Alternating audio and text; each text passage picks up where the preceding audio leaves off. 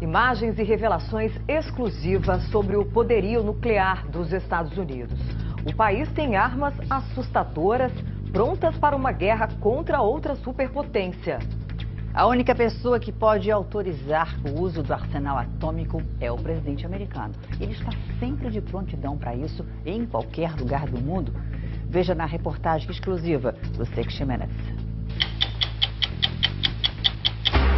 Aviões, submarinos, mísseis nucleares. Um arsenal poderoso capaz de produzir ataques como este. Em 1945, no final da Segunda Guerra Mundial, as cidades japonesas de Hiroshima e Nagasaki foram bombardeadas pelo exército dos Estados Unidos. Cerca de 240 mil pessoas morreram na única ação nuclear da história. Nos Estados Unidos, o presidente é a única pessoa autorizada a declarar uma guerra nuclear.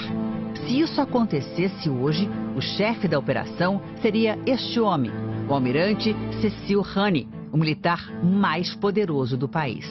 Ele comanda todo o arsenal nuclear, as armas cibernéticas e os satélites espaciais norte-americanos.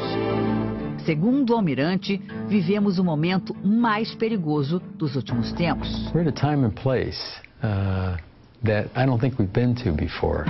Depois do fim da Segunda Guerra Mundial, o mundo passou quase 50 anos com medo de que ataques nucleares voltassem a acontecer. Era a chamada Guerra Fria, uma disputa econômica e ideológica entre dois regimes, o capitalismo dos Estados Unidos e o comunismo da União Soviética, o grupo de países comandado pela Rússia. Apesar da corrida armamentista que envolveu as duas potências, norte-americanos e soviéticos nunca entraram em confronto militar direto. Com o fim da União Soviética em 1991, os países assinaram acordos de paz, mas a tensão não acabou. Tanto os Estados Unidos como a Rússia mantêm até hoje arsenais nucleares que podem destruir a civilização. Nos últimos anos, os dois países voltaram a investir em armas e desenvolvem equipamentos cada vez mais poderosos. Estaríamos diante de uma nova Guerra Fria? A tensão voltou à tona em 2014, quando o presidente da Rússia, Vladimir Putin, anexou a Crimeia, um território que pertencia à Ucrânia e que fica estrategicamente localizado entre a Rússia e o leste europeu. O general Philip Breedlove comandava o exército norte-americano na Europa durante essa crise. Ele diz que Putin cogitou o uso de armas nucleares caso a operação virasse um conflito armado. I think to them the use of nuclear weapons is not unthinkable. O general explica que, na visão dos russos, as armas nucleares são uma garantia contra os Estados Unidos e a OTAN, uma organização militar que reúne países da Europa e da América do Norte. Este documento, assinado por Putin, declara que a Rússia se reserva no direito de usar armas nucleares no caso de uma agressão. As afirmações acenderam um sinal de alerta. Nos últimos 2 anos, os Estados Unidos retomaram treinamentos que não eram realizados desde a Guerra Fria, simulações de um ataque nuclear. A equipe do 60 Minutes teve acesso com exclusividade a grande parte do arsenal e ao centro de controle do Comando Estratégico norte-americano. Esta é a arma mais mortal existente nos Estados Unidos, o USS Kentucky, um submarino com capacidade para transportar cerca de 200 ogivas nucleares. Cada uma delas com potência muito maior que as bombas que caíram no Japão em 1945. 24 horas por dia, 7 dias por semana, o submarino se move o tempo inteiro. Por isso, o capitão garante, nenhum país consegue determinar a localização do USS Kentucky. Tanto poder exige muita responsabilidade. O capitão explica que o submarino funciona como um cadeado que precisa de várias chaves para ser aberto. So I have keys in my possession. Other members of the crew have keys in their possession. Cada chave fica num cofre diferente e a única pessoa que tem o código de acesso é o presidente dos Estados Unidos. O almirante Honey controla tudo isso a partir desta sala. Nos últimos anos, o governo investiu 3 bilhões e meio de reais para melhorar a capacidade do centro de controle. Este relógio é um dos equipamentos mais importantes. Caso os Estados Unidos sofram um bombardeio, a equipe teria como estimar o tempo de colisão por meio de uma rápida análise do tipo de bomba lançada contra o país.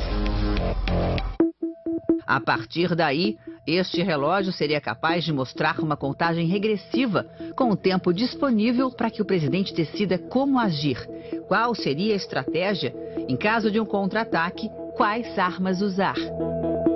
Se o presidente decidisse lançar bombas, o relógio marcaria também o tempo até que elas atingissem o alvo. Os números apareceriam logo acima da palavra POTUS, uma abreviação para presidente dos Estados Unidos. As ações do presidente estariam baseadas no chamado Livro Negro, uma lista com todas as armas disponíveis e os locais que poderiam sofrer retaliações. O presidente carrega uma cópia desse livro o tempo todo. So he's never away from the options. That's correct. Se ele aprovasse um ataque hoje, o almirante Honey falaria com o presidente por este microfone. Directly from this microphone. O general Richard Clark é o responsável pelas bombas nucleares do país. Ele mostra uma outra arma poderosa, o B-52. Esta aeronave é capaz de transportar até 20 mísseis. Nos últimos 2 anos, o equipamento foi usado em exercícios no Polo Norte e no Mar do Norte. São simulações de como seria um ataque. We're training the way we might have to fight. Segundo o general, o objetivo dos treinamentos é mandar uma mensagem à Rússia.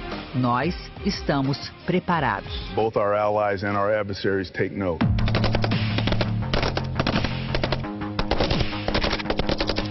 Hans Christensen trabalha no Centro de Informação Nuclear dos Estados Unidos. Ele demonstra no mapa qual é o alcance dessa mensagem. As linhas vermelhas mostram que os mísseis poderiam atingir alvos na Rússia. O diretor de inteligência do Comando Estratégico, o almirante Steve Parod, disse que muitos líderes russos defendem publicamente o emprego de armas nucleares. To employ nuclear weapons in the course of conflict. Este outro mapa elaborado pela inteligência americana mostra por que os russos se sentem tão seguros. As fichas laranjas representam as forças russas num suposto ataque na Europa.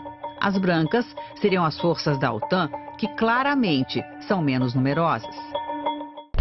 Atualmente, a Rússia possui mais de 1.000 ogivas nucleares de curto alcance, enquanto a OTAN tem apenas 200. No caso de um ataque à Europa, o armamento norte-americano poderia chegar tarde demais. É por isso que o país tem investido também em bombas como essa, as chamadas B-61. O objetivo é melhorar o alcance e a rapidez desses equipamentos. William Perry era secretário de Defesa durante a Guerra Fria e foi um dos responsáveis pela criação do arsenal nuclear dos Estados Unidos. Ele afirma que, apesar de tanto trabalho, a ideia é que essas armas nunca sejam usadas.